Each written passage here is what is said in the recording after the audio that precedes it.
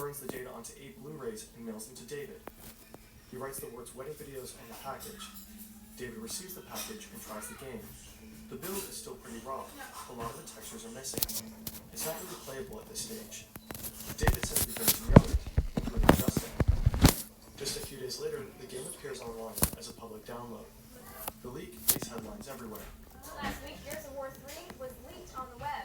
Gears developer Epic Games confirmed that this is not the final build of the game and warned people that downloading the title may actually melt your system. Not sure if that's true, but sheer tactics aside, don't pirate. Pirating sucks. The guys are still sleeping on Epic Games Network when they stumble on a very unsettling email. Epic Games has called the FBI because of the leak, but it seems the feds are not onto them yet. David is freaking out. He asks Justin to help him crypt his hard drives. Sanaa decides to lay low and wait for things to calm down. Dylan, however, doesn't care about the FBI. He keeps logging into the servers, while the feds are actively scanning them to find the hackers. His boldness pays off. Dylan finds a USB drive connected to the network, and on that drive he finds a list of all the company's important access credentials. Dylan now has full access to Epic's network. From that point on, he logs into the network every single day. He roams around the PCs of Epic employees and taps their webcams. He sits at his computer in Australia and watches them in real time while they move around the office or sit in meetings. He mostly exploits human errors. He searches data breaches for login credentials and then tries them on other sites. Eventually, he manages to also hack into the network of other companies. Dylan is on a serious hacking spree. David and Sanaa find out what he is doing and jump back in. They just can't resist. One by one, they hack the networks of tech giants like Microsoft, This EA, blue is Bungie, new. Blizzard, Valve, and Activision. They keep digging deeper and deeper, downloading more and more unreleased games. It's like a fever dream.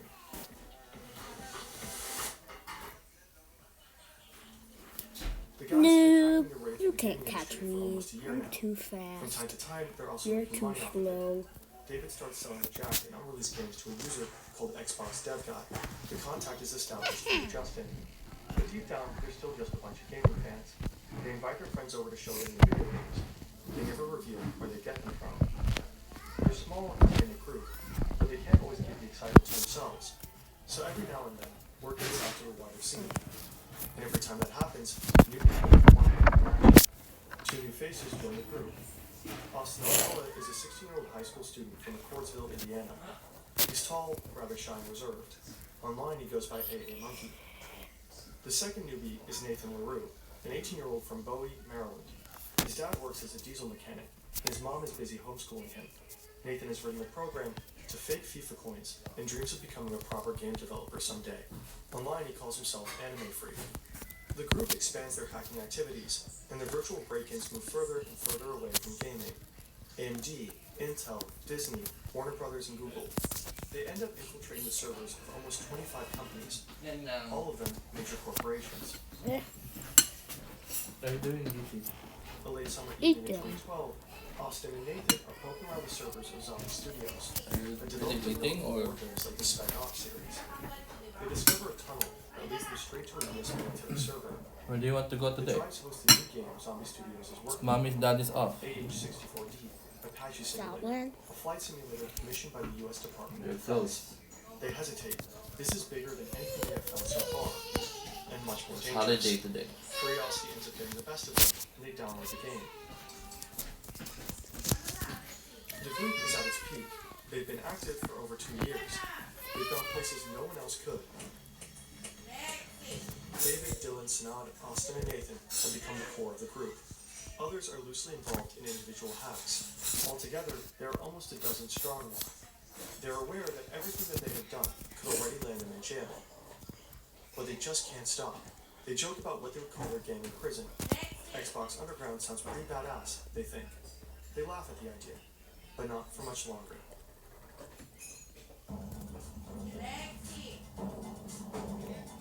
Justin, aka MTW, was an early member of the group. He met David when he bought the Xbox 360 dev kit from him a few years ahead of the Epic Games hack. Justin was directly involved in many of their operations.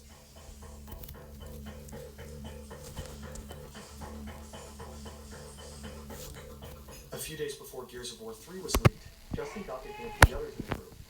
Some of them, like Sanaa, suspected that he was the one who worked online. Justin is almost 3 years older than 10, Justin attends PAX East, a video game convention in Boston. He gets calls from Sanad and a few others in the group. They ask him if he can hack into one of the networks on site. Maybe he'll find something interesting. No big deal if not.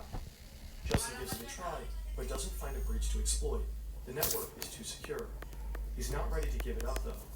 He walks around the convention center and finds the stand of a small developer called Atomic Games. They're showcasing a new shooter called Breach. Justin waits until one of the employees heads to the bathroom. Then he sneaks behind the stand and secretly tries to download the game onto his laptop. But the employee comes back sooner than expected. At just 14 megabytes, Justin has to cancel the download and make a run for it. Two Atomic employees chase after him and quickly catch him. They take him to the police. During the arrest, Justin tries to bribe the officers. He offers them $100 if they let him go. During the interrogation, he openly admits he was trying to steal the game. He repeatedly tells the cops that these games are even bigger and more important than himself. When the others hear about the arrest, they get suspicious. What if Justin has been talking to the cops? He loses their trust. He disappears for a while, but eventually gets back in touch, trying to regain their trust. Now he's scamming companies like Cisco, Microsoft, and Lenovo with a return fraud scheme. Someone like that couldn't possibly be working with the cops. Some in the group, like David and Dylan, are thinking. Others, like Sanad, remain skeptical. After some time, Justin manages to get back on board. Back to August 2012, David and Dylan are poking around Microsoft servers. They come across a folder that seems pretty well protected. Looks like only a few developers have access to it. Maybe the company is working on some super secret project, they think. They download the folder and find a bunch of technical documents. Some pics of circuit boards and casings, source code, all that kind of stuff. They wonder what all of this could be for, and they quickly piece it together. They found the plans for the upcoming Xbox console, codenamed Durango. It'll later be called the Xbox One. They ponder what to do with the plans. They could sell them to others, or they could try to build the console themselves. All parts seem to be available on the market. They order the parts online and have everything shipped to Nathan's house. He volunteers to assemble the gaming console, and it works. The group now has a working prototype of the new Xbox, but no games to test it with, so they decide to sell it. They find a buyer in the Seychelles who is willing to pay $5,000. The buyer transfers the money, and the group discusses who is going to ship the console to him. Justin steps up. He offers to take it to the post office. The group agrees.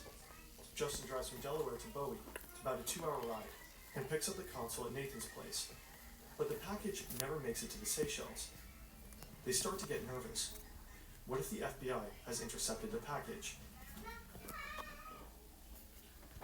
After the sale falls through, Dylan decides to upload the pictures of their prototype online, just to see what happens. He doesn't consult with the others. That means the Xbox prototype is now seemingly publicly up for auction on eBay. By now, Dylan is already known for his impulsive actions. In early 2012, he got drunk, called Epic Games, and confessed to hacking their servers. He explained to the employees over the phone how he did it and asked for a poster as a reward. He actually got one. This time, things get even worse. The eBay auction goes viral. In no time, bids reach over $20,000. But the sale doesn't go through because Microsoft files a copyright claim.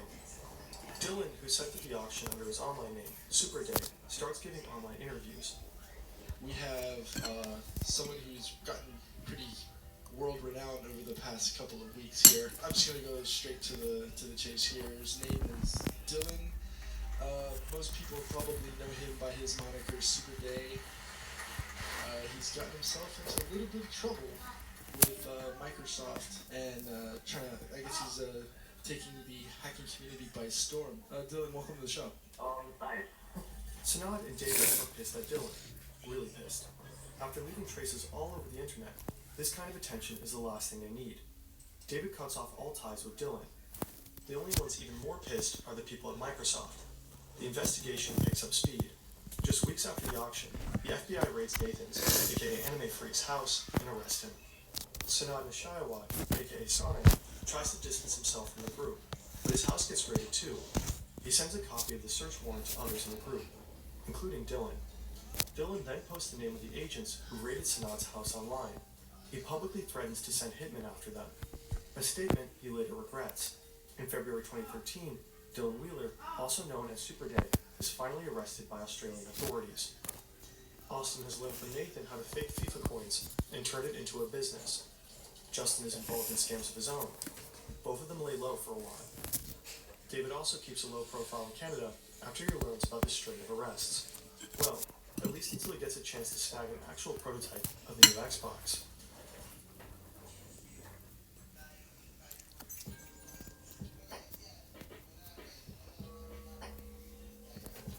David is at a concert when he gets a call.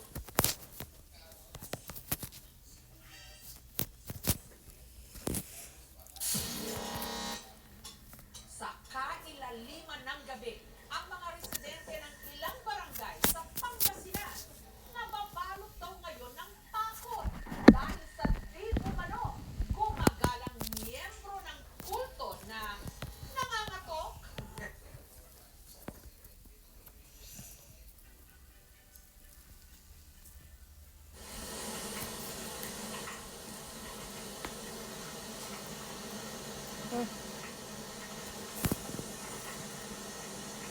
His workspace offers probably the most breathtaking view you could ever dream of.